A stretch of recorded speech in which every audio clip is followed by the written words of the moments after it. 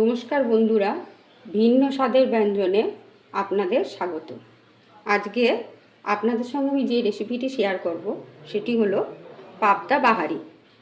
প্রথমেই আপনাদের আমি কি কি উপকরণ নিয়েছি সেটা আগে দেখিয়ে নিই। পাবদা মাছ নিয়েছি, এটাকে ভালো করে পরিষ্কার করে ধুয়ে নুন হলুদ দিয়ে আমি এটাকে ভেজে নিয়েছি। আর নিয়েছি একটু তেল, অল্প করে নিয়েছি কেননা যেহেতু মাছটা আমি ভেজে ফেলেছি। আর দুটো মাঝারি সাইজের টমেটো নিয়েছি কুচোনো। আর একটা মশলা মিক্স নিয়েছি, এতে আছে 1 চা চামচ ধনে গুঁড়ো, 1 চা চামচ হলুদ গুঁড়ো, 1 চা চামচ জিরে গুঁড়ো এবং 1/2 চা চামচ লঙ্কা গুঁড়ো। আর নিয়েছি স্বাদ মতো নুন। ফোড়নের জন্য নিয়েছি কালো জিরে আর কাঁচা লঙ্কা নিয়েছি ঝোলে দেওয়ার জন্য, আর নিয়েছি ধনেপাতা। তাহলে চলুন এবার রান্নাটা শুরু করা যাক। প্রথমেই আমি ফ্রাইং প্যানটা গ্যাসে বসিয়ে দিলাম। এবারে তেলটা আমি ঢেলে দেবো। এতটা তেল হয়তো আমার লাগবে না, পরিমাণ মতো দেব। তেলটা গরম হতে হতেই আমি কালো জিরেটা দিয়ে দেবো।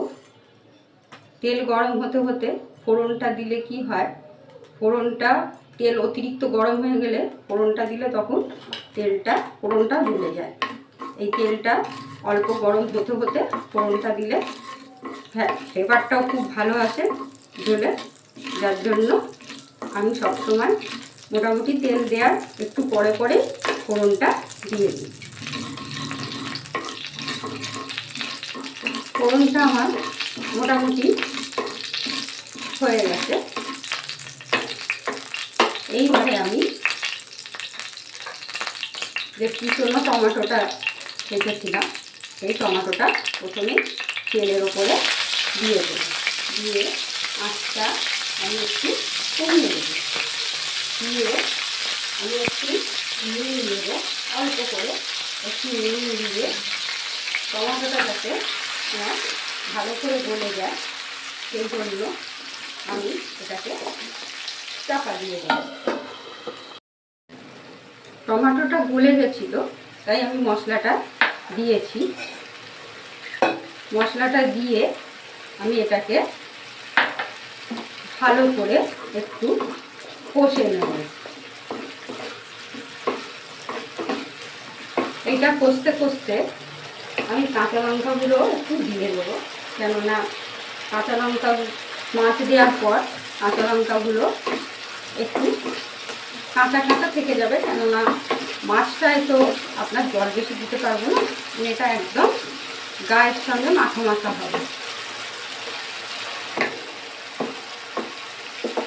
মশলাটা ভালো করে কষে তেল বেরিয়ে এলে তারপরে জল দিয়ে মাছ দেবো।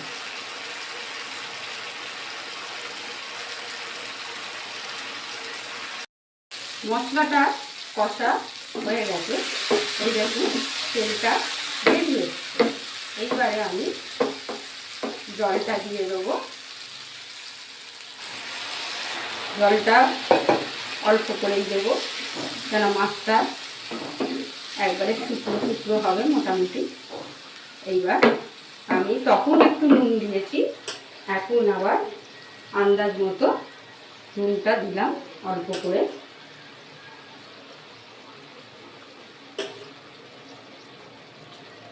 এবার মাছগুলো আমি সাজিয়ে দেবো, সাজিয়ে ধনে পাতা ছড়িয়ে দেবো।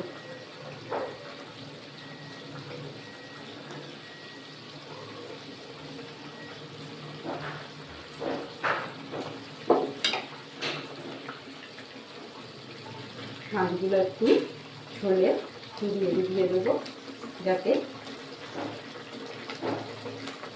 সবগুলোর মধ্যে নুন মশলা ধরবে।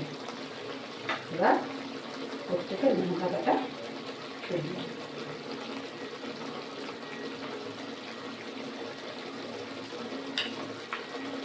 ঝোলটা একটু শুকিয়ে এলে তখন আমি মাছটা নামিয়ে দেব। মাছটা আমার হয়ে গেছে, এবারে গ্যাসটা বন্ধ করে দিলাম। আমার পাবদা বাহারি রেডি। আমি প্লেটে সার্ভ করে দিয়েছি। গরম ভাতের সঙ্গে এটা কিন্তু দারুণ লাগে। আপনারা বাড়িতে অবশ্যই ট্রাই করবেন। আর যদি রেসিপিটা ভালো লেগে থাকে তাহলে লাইক এবং শেয়ার করবেন এবং আমার চ্যানেলটিকে সাবস্ক্রাইব করবেন। ধন্যবাদ।